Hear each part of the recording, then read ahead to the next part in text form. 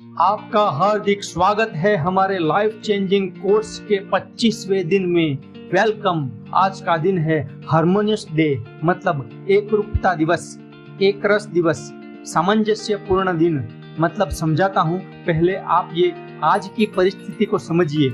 आजकल कोई इंसान जब कुछ काम करता है तो साथ साथ कुछ दूसरा भी काम करता है, दूसरी भी एक्टिविटी करता है। मतलब वो इंसान उस कार्य के साथ एक रूप नहीं है, एक रूप होकर सच्ची लगन से काम नहीं करता। फॉर एग्जाम्पल, आजकल जब हम किसी से बात कर रहे होते हैं तो वो हमारी बात तो सुनते हैं, पर साथ ही साथ वो अपने मोबाइल में भी कुछ करते रहते हैं। किसी के घर पे मिलने जाओ तो भी सभी लोग अपने अपने मोबाइल के साथ लगे होते हैं। ये सीन तो आपको हर जगह दिखता ही होगा कि जैसे कि सब लोग मिलके होटल में गए हो तो वहाँ भी सबका ध्यान अपने अपने मोबाइल में लगा होता है।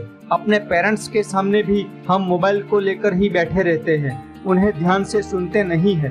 तो आज का जो दिन है, इसमें हमें एक समय पे एक ही काम करना है, पूरी लगन के साथ करना है, 100% कंसंट्रेशन के साथ करना है।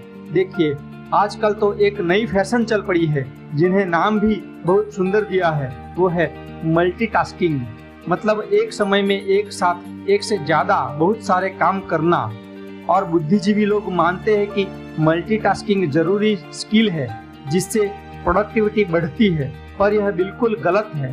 एक समय में एक से ज्यादा काम करने की आदत हमारे माइंड को कंफ्यूज करती है। हमारा दिमाग किसी एक जगह पे फोकस नहीं कर पाता है, ब्रेन 100% एफिशिएंसी के साथ कार्य नहीं कर पाता है, और समय बीतते बीतते ये मल्टीटास्किंग की आदत हमारे माइंड को, हमारे मन को वीक बनाती है, कमजोर बनाती है, जो हमारे लिए नुकसानकारक है, और हमारे काम की क्वालिटी धीरे धीरे कम होती जाती है। तो आज के हमारे इस हार्मोनियस डे, मतलब एक रूपता दिवस में हमें यही करना है, जो भी एक कार्य कर रहे होते हैं उसी पे पूरा ध्यान, पूरा फोकस लगाना है। इसके लिए आपको टाइम मैनेजमेंट की जरूरत पड़ेगी। तो आप अभी डायरी पेन लेकर बैठेंगे और आज के अपने काम की लिस्ट बनाएंगे और प्रायोरिटी के हिसाब से एक एक करके काम करेंगे। मतलब एक समय में पूरे फोकस के साथ एक ही काम, ऐसा लिस्ट बनाइए। देखिए, ये काम मतलब ऑफिस का ही नहीं, पूरे दिन में घर में भी जो करना है वो भी लिखना है। जैसे कि नाश्ता करना है तो वो भी एक काम है, उसे भी पूरे फोकस के साथ करना है। आजकल हम क्या करते हैं, खाना खाते खाते मोबाइल देखते हैं, टीवी देखते हैं, किसी से बातें करते रहते हैं, या चलते चलते खड़े खड़े खाना खाते हैं। तो ये सभी गलत आदतें हैं। खाना खाते समय पूरा फोकस खाने पे, खाने की सुगंध पे, खाने के टेस्ट में, खाने की क्वालिटी में। एक निवाले को 32 बार चबाने पे पूरा ध्यान होना चाहिए, तभी वो कार्य एक्सलेंट होगा। मतलब खाना अच्छे तरीके से पचेगा, डाइजेस्ट होगा। तो आज के दिन में जो भी काम करो पूरे फोकस के साथ, जैसे कि नहाते समय, ब्रश करते समय, घर में किसी से बात करते समय, पूरा ध्यान, पूरा कंसंट्रेशन उसी चीज पे होना चाहिए। ये इतना इजी नहीं है, पर आदत डालने पे सब कुछ इजी हो जाता है। और आदत डालने के लिए एक ही इंसान है जो कर सकता है, वो है आप। इसके बहुत सारे बेनिफिट्स है, जब आप करके देखोगे तो पता चलेगा। देखिए, ऐसा करने से आपकी सभी इंद्रियां, सभी सेंसेस एक साथ एक ही काम में लग जाती है। सभी इंद्रियां जैसे कि आंख, कान, नाक, जीभ, त्वचा, सभी एक ही फोकस से काम करती है, तो उसका परिणाम एक्सीलेंट आता है, अनबिलीवेबल रिजल्ट मिलते हैं।